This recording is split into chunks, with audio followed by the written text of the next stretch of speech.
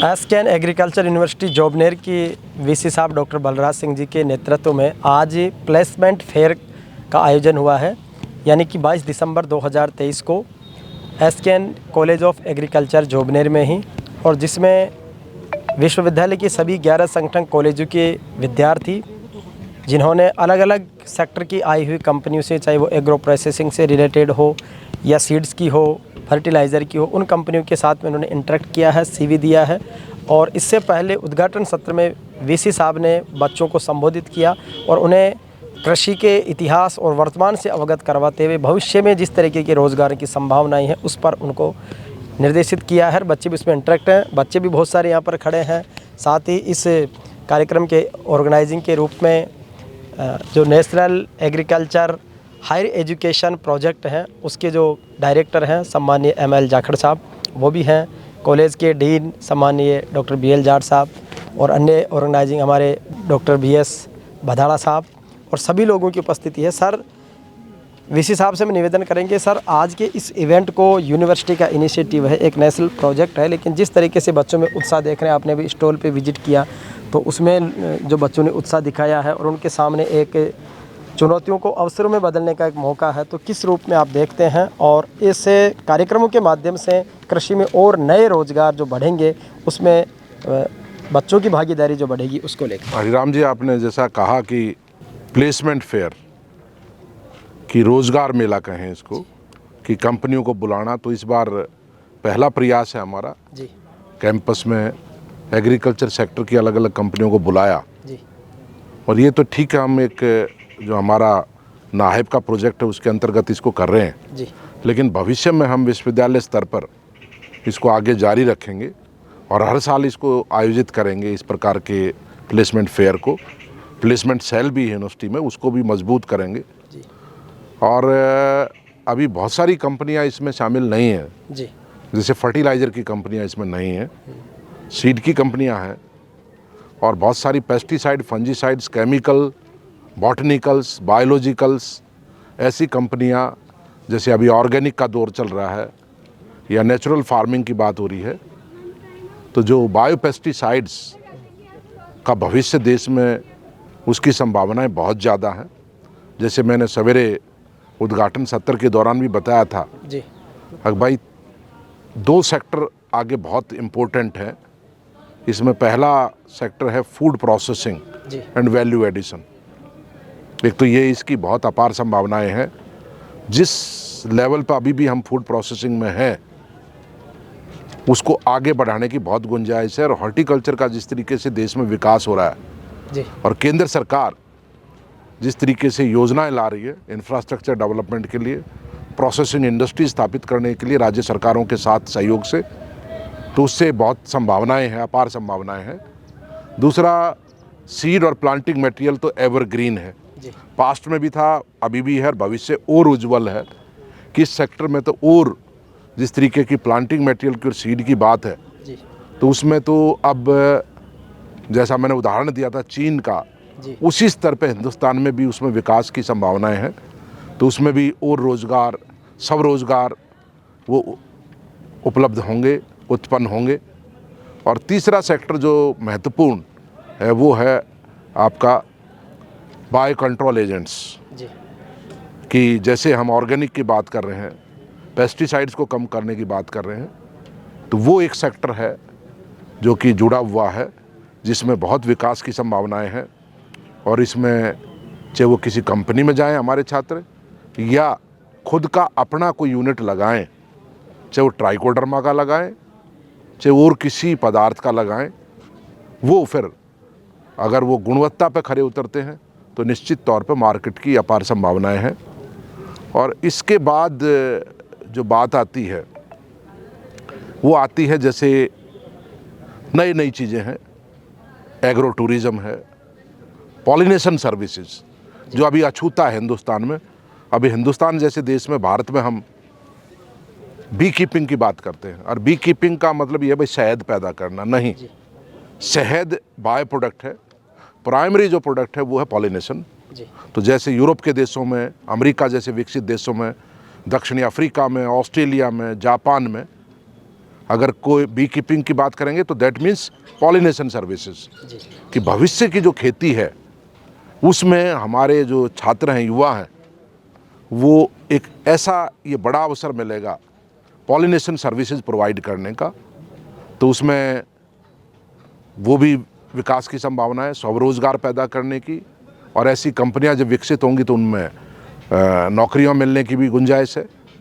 तो इस तरीके से एग्रो टूरिज्म के क्षेत्र में भी लार्ज स्केल पे देश में, चाहे वो ज़रूरी नहीं कि दूर दराज के इलाकों में पहली दफ़े हों, लेकिन जो बड़े मेगा हाईवे, जैसे अभी दिल्ली से एक रोड निकला है राजीव चौक से बॉम्बे जाएगा दौसा होता हुआ, या अभी एक रोड अंबाला से कोटपुतली आया है 152D, ऐसे जो दूसरे रोड देश में हैं जिनको मेगा हाईवे हम कह रहे हैं, उनके साथ जब दूसरी फैसिलिटीज़ क्रिएट हो रही हैं, इंफ्रास्ट्रक्चर, फूड कोर्ट्स, दूसरी चीज़ें विकसित हो रही हैं, तो कहीं ना कहीं इन मेगा हाईवेज के साथ साथ एग्रो टूरिज़्म को भी हिंदुस्तान में बढ़ावा दिया जाएगा। तो वहाँ भी हमारे छात्र जो हैं, ज़रूरी नहीं कि भाई किसी कंपनी में जुड़े, खुद भी कर सकते हैं आगे आके। और या बड़ी नहरें हैं, जैसे हरियाणा में काफ़ी नहरें गुजरती हैं, पंजाब में, तो नहरों के साथ जो गांव हैं वहाँ भी या ज़मीन के ऊपर एग्रो टूरिज़्म को आगे बढ़ाने की गुंजाइश है। तो इस प्रकार से भविष्य में एग्रीकल्चर में, वर्तमान तो है ही जी, लेकिन भविष्य भी बहुत उज्जवल है, क्योंकि जनसंख्या बढ़ेगी और बढ़ती जनसंख्या अनुरूप हम लोगों को खाना उपलब्ध कराना पड़ेगा। खाना उपलब्ध कराने के लिए हमें बीज भी चाहिएंगे, हमें केमिकल्स भी चाहिएंगे, ऑर्गेनिक प्रोडक्ट्स भी चाहिएंगे, नेचुरल प्रोडक्ट्स भी चाहिएंगे। और जिस तरीके से लाइव स्टॉक राजस्थान के परिप्रेक्ष्य की बात करें, उसमें भी संभावनाएं बहुत ज़्यादा हैं। तो और एजुकेशन का जिस तरीके से ढांचा देश में बढ़ रहा है, तो पब्लिक सेक्टर इंस्टीट्यूशंस में तो संभावनाएं रहेंगी, आगे भी रहेंगी, वर्तमान में भी हैं, चाहे सीड्स कॉरपोरेशंस हों, सर्टिफिकेशन एजेंसीज हों, नाबार्ड हो, नेफेड हो, NHB हो, एपिडा हो, पेटेंट अथॉरिटी ऑफ इंडिया हो, डिपार्टमेंट्स हों एग्रीकल्चर के, हॉर्टिकल्चर के, स्टेट्स के, सेंट्रल गवर्नमेंट के डिपार्टमेंट हों, या जो भी जितने भी क्षेत्र हैं उनमें तो संभावना होंगी, पर बड़े पैमाने पर प्राइवेट सेक्टर में भी एजुकेशन के मामले में जैसे जैसे यूनिवर्सिटियाँ आ रही हैं, तो जो हमारे छात्र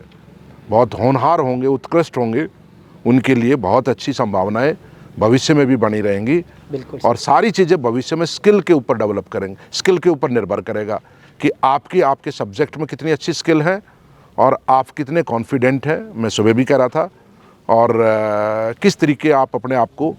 किसी के सामने प्रस्तुत करते हैं। सर, 1947 में देश की आज़ादी के साथ एग्रीकल्चर कॉलेज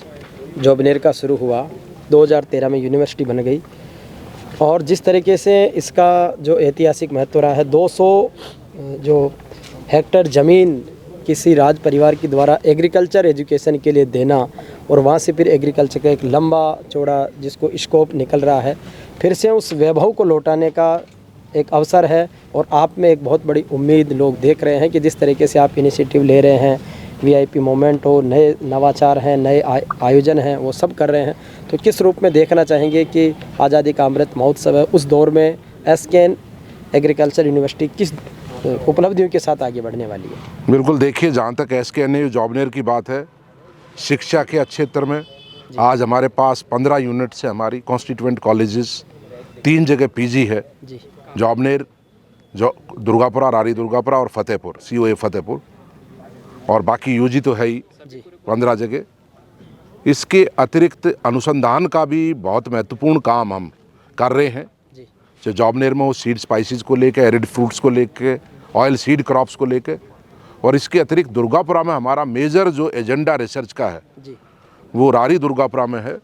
और जहाँ पर अनुसंधान के क्षेत्र में भी यूनिवर्सिटी बहुत अच्छा काम कर रही है, चाहे व्हीट हो, चाहे बार्ले हो, चाहे चिकपी हो, चाहे पल मिलेट हो, चाहे क्लस्टर बीन हो, चाहे हमारी मुलार्प की फसलें हों, चाहे सर्दी की हों, चाहे खरीफ की हों, चाहे मूंगफली की बात हो, चाहे IFS इंटीग्रेटेड फार्मिंग सिस्टम्स की बात हो। तो इस तरीके से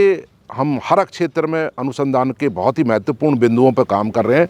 भविष्य की आवश्यकता को देखते हुए, जलवायु परिवर्तन के दौर में उसको भी ध्यान में रखते हुए,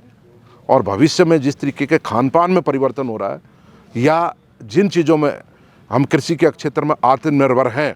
लेकिन फिर भी कुछ प्रोडक्ट्स कुछ उत्पाद हम आयात कर रहे हैं, उनको कैसे कम किया जाए, कैसे मिनिमाइज किया जाए, और हमारे देश में उससे संबंधित किस्मों का कैसे विकास हो। जैसे उदाहरण के तौर पे जौ का, हाई माल्टिंग टाइप जौ का हम इंपोर्ट कर रहे हैं बाहर से, जबकि हम इतने बड़े प्रोड्यूसर हैं, और वो इसलिए कर रहे हैं कि जो ठंडे देश है वहाँ पे जो किस्में हैं उनका यील्ड लेवल और माल्टिंग परसेंटेज ज़्यादा है। तो उस पर हमने भी काम शुरू किया। एक प्राइवेट कंपनी से, वॉलमार्ट से अभी MOU साइन किया है। वो हमारी मदद भी करेंगे अनुसंधान में, और हमारे लेबोरेटरी स्थापित करने में भी, और रिसर्च के इक्विपमेंट्स वगैरह में भी मदद करेंगे, और बच्चों को भी वो आगे जाके लेंगे। तो इस तरीके से इंटर्नशिप भी बच्चे वहाँ कर सकते हैं। तो वो फूड टेक्नोलॉजी से रिलेटेड है, सारा फूड प्रोसेसिंग से रिलेटेड है। तो हम भी अब आगे भविष्य में ऐसी महत्वपूर्ण किस्मों का, अभी है हमारे पास वैरायटी, जितनी महत्वपूर्ण वैरायटीज़ बारले में हमने डेवलप की हैं दुर्गापुरा से, उससे और बेहतर करने की हम गुंजाइश रखते हैं। सर अभी वीट के अंदर टर्मिनल हीट टॉलरेंस, जलवायु परिवर्तन हो रहा है, एकदम से ठंड चली जाती है तो वीट सबसे ज़्यादा इफेक्ट होता है। या इसका सब्स्टिट्यूट, अब लोगों में परेशानी हो रही है ग्लूटेन के कारण गेहूं से, तो हम क्यों मिलेट्स पे क्यों जाएं, और मिलेट्स में क्या संभावनाएं हैं, और मिलेट्स में यहाँ की लोकल लैंड रेसिस थी 14-15, वो कहीं लुप्त हो रही हैं, उनके संरक्षण की बात हम कर रहे हैं, या उनको ये ऐसे के ऐसा जो भी जहाँ की है, जैसे अभी देसी गेहूँ चलता है MP का 306, तो क्या हम ऐसी लोकल लैंड रेसिस को नए मैदान में उतार सकते? अगर जैसे आज देसी गेहूँ के भाव मिलते हैं, लोग कहते हैं वो MP का गेहूँ, देसी गेहूँ, उसका भाव 1.5 गुना 2 गुना रहता है, ऐसे ही हमारी देसी बाजरी का भी भाव ज़्यादा रह सकता है जब लोगों को पता लगे। तो इस तरीके से हर तरीके का प्रयास हम कर रहे हैं अनुसंधान के ज़रिए, एक्सटेंशन के ज़रिए, और बच्चों में जो शिक्षा की बात है उस पर तो हमारा मेजर फोकस है, स्किल डेवलपमेंट पे, और दूसरा जो है पर्सनैलिटी डेवलपमेंट पे। भविष्य में हम बच्चों पे मेजर फोकस कर रहे हैं ताकि हमारे बच्चे देश में और विदेशों में हर क्षेत्र में, हर प्रतिस्पर्धा में अपने आप को स्थापित कर पाएँ। और अभी पिछले ही वीक 2 अमेरिका से, कैंसास यूनिवर्सिटी से हमारे पास 2 साइंटिस्ट आए, उनका हमने यहाँ भी बच्चों के साथ वो इंटरेक्शन कराया, दुर्गापुरा भी कराया,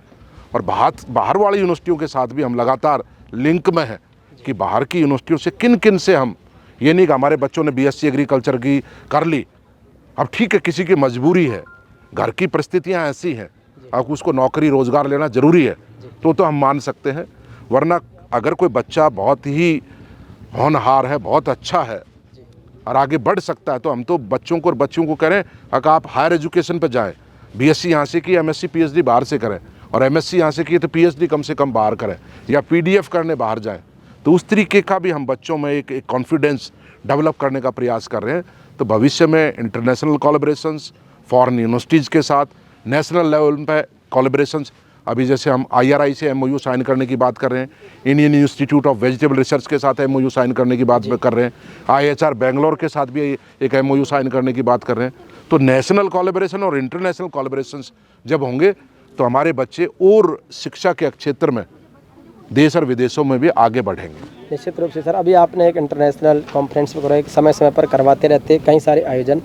आने वाले समय में यूनिवर्सिटी के कौन से बड़े प्रोग्राम्स हैं जो कृषि के क्षेत्र में और देश में हाइलाइट्स में रहेंगे? देखिए, एक तो कल ही हम किसान मेला कर रहे हैं मध्यम दर्जे का इसी कैंपस में 23 तारीख को, किसान दिवस के उपलक्ष्य में। दूसरा फिर हम 27 तारीख में ये नाहिब की बड़ी वर्कशॉप है, वो हम इसी में आयोजन कर रहे हैं, और 29 और 30 तारीख को 2 दिवसीय आयोजन हम दुर्गापुरा, रारी दुर्गापुर हम कर रहे हैं, क्योंकि इस साल ये साल जो हम इंटरनेशनल ईयर ऑफ मिलेट्स के रूप में मना रहे हैं, तो ये आखिरी प्रोग्राम होगा इस साल का। और इसमें हम 2 दिन जयपुर शहर के हमारे कॉलेजेस के एग्रीकल्चर से रिलेटेड सब बच्चों को वहाँ बुला रहे हैं, और उनको सारी जानकारी मिलेट्स को लेके, अगर भाई ये जो श्री अन्न है ये है क्या, इनकी क्या उपयोगिता है, और क्यों हम इनको प्रमोट करना चाह रहे हैं। और इनमें अगर धान की बात करें तो ग्रीन हाउस गैसेज की एमिशंस की बात हो सकती है, लेकिन एक को बाजरा उगा रहा है तो वो तो कार्बन क्रेडिट दे रहा है आपको। तो इस तरीके की चीज़ें उनको बच्चों को बताएंगे कैलकुलेशन करके, अब गेहूं से एलर्जी क्यों है, और गेहूं में कितना उपज होती है दाने की, और कितना चारा होता है, और बाजरे में कितनी उपज है, बाजरे में चारे की रेशियो क्या है, seed to grain to fodder ratio क्या है और उसकी क्या उपयोगिता है। अब धान का तो चारा किसी काम का है नहीं, पैडी का, और वो तो एक प्रॉब्लम और क्रिएट करता है, इतना पानी की खपत है। तो इस तरीके से उस 3 दिवसीय सारे क्या क्या उत्पाद बन रहे हैं, किस क्या क्या रेसिपीज़ बनती हैं, तो वो हम सारा का सारा आयोजन दुर्गापुरा में 2 दिन में कर रहे हैं। और वहाँ पर हमने, हालांकि ये खरीफ की फसलें हैं ज़्यादातर जो मिलेट्स हैं, लेकिन फिर भी एक ब्लॉक हमने कैफेटेरिया वो खरीफ में लगाया था, लेट खरीफ में, वो वहाँ पे अभी मैच्योर हो चुका है, लेकिन फिर भी बच्चों को दिखाने के लिए हमने उसको जीवित रखा है। अभी वो खड़ा है तो बच्चों को भी दिखाएंगे भाई बाजरा क्या होता है, रागी क्या होता है, सामा क्या होता है, कोदो क्या होता है, ये सारे के सारे मिलेट्स वहाँ पे खड़े हैं, तो वो भी उनको दिखाएंगे। इसके अतिरिक्त दुर्गापुरा में हम किन किन महत्वपूर्ण क्रॉप्स के ऊपर क्या क्या महत्वपूर्ण हम काम कर रहे हैं, तो बच्चों की भी विजिट कराएंगे। बच्चों को पता लगेगा, बच्चे नहीं देखा जीरा क्या होता है, अब सौंफ का पौधा कैसा होता है, तो वो सारी हमने प्लांटिंग शोइंग वहाँ की है। और बच्चों को बताएंगे कि राजस्थान देश किन चीज़ों में आगे, Rajasthan as such as a state agriculture में किन चीज़ों में बहुत अग्रणी है और कितना कंट्रीब्यूट कर रहा है राष्ट्रीय स्तर पे, और क्या आगे भविष्य में क्या संभावनाएं हैं। इसके बाद हम अगले महीने हम जनवरी में 21, 22, 23 को इसी कैंपस में जो यूनिवर्सिटी का मुख्यालय है उसके सामने बड़ा किसान मेला आयोजित कर रहे हैं, जिसमें स्टेट के 10,000 किसान भाग लेंगे। स्टेट के ही नहीं, एडजॉइनिंग स्टेट के भी किसान आएंगे, हरियाणा से, पंजाब से, गुजरात से, MP से भी। तो वो हम प्रयास कर रहे हैं, बड़ा आयोजन होगा। उसके अतिरिक्त फिर हम फरवरी में 1 और 3 बागवानी के ऊपर एक अंतर्राष्ट्रीय स्तर का सम्मेलन हम दुर्गापुरा में कर रहे हैं, जिसमें देश और विदेश से लगभग 400-500 पार्टिसिपेंट्स, जैसा आपने अभी बात किया, अभी एक्सटेंशन की हमारी इंटरनेशनल कॉन्फ्रेंस दुर्गापुरा में हुई, तो उससे भी बेहतर प्रोग्राम हम वो हॉर्टिकल्चर को लेके, जैसा मैंने उद्घाटन सत्र में भी बताया था, अब भविष्य में देश में बागवानी की अपार संभावनाएं हैं और wasteland development through horticulture interventions उसकी तो और ज़्यादा संभावनाएं हैं। उसको मद्देनज़र रखते हुए वो आयोजन हम कर रहे हैं बड़े पैमाने पर वहाँ। उसके बाद फिर रेपसीड एंड मस्टर्ड, भाई अभी हम नेट इम्पोर्टर हैं, खाने का तेल एडिएबल ऑयल हम बाहर से मंगा रहे हैं, कैसे उसको कम करें, तो गवर्नमेंट ऑफ इंडिया ने ऑयल सीड मिशन चलाया है, तो रेपसीड एंड मस्टर्ड के ऊपर भी एक कॉन्फ्रेंस हम दुर्गापुरा में 8 और 9 फरवरी को कर रहे हैं, वो भी। उसके बाद हम ग्राउंड नट के ऊपर अप्रैल में एक वर्कशॉप वहाँ करेंगे, और इस तरीके से बहुत सारे प्रोग्राम साल भर में हम उनका आयोजन जॉबनेर, दुर्गापुरा और अलग अलग कैंपस में करने का हमारा प्रयास है, ताकि किसानों को जोड़ पाएँ बड़े पैमाने पे, उनको बता पाएँ कि हम एज SKNAU अनुसंधान में क्या कर रहे हैं, कैसी वैरायटी हैं, सीड कितना मिल सकता है, कैसी कैटेगरी का सीड आपको हम दे सकते हैं, और युवाओं को, छात्रों को ये बता पाएँ कि क्या क्या हम कर रहे हैं, वो सारी चीज़ें हैं। तो इन प्रोग्राम्स में अभी जो मैंने बताया 2 महीने के 3 महीने के कई प्रोग्राम हम उनका आयोजन कर रहे हैं दुर्गापुरा और प्लस में जॉबनेर में। तो मैं मान के चलता हूँ कि आने वाले समय में SKNAU जॉबनेर स्टेट में ही नहीं, देश के अंदर भी अपनी अमिट छाप छोड़ेगा। श्री कर्ण नरेंद्र कृषि विश्वविद्यालय का ये नया साल नए कार्यक्रमों, नई उपलब्धियों के साथ में देखने को मिलेगा और किसानों की समृद्धि का मार्ग प्रशस्त रहेगा।